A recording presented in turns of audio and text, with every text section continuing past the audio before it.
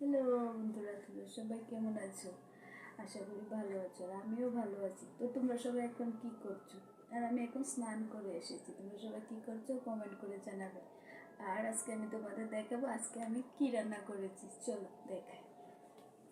তো প্রথমে এখানে সাদা ভাত রান্না করেছি, আর এখানে ডাল রান্না করেছি। দেখো,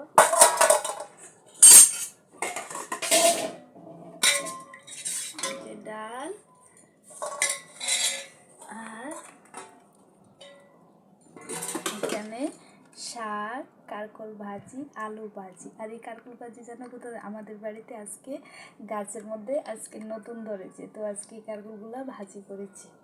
এতটুকু হয়েছে এখানে। আর এখানে দেখো পুঁই শাকের পোকা দিয়ে চচ্চড়ি বানিয়েছি, আলু আর এগুলা দিয়ে চচ্চড়ি করেছি। আর এখানে মাংস রান্না করেছি।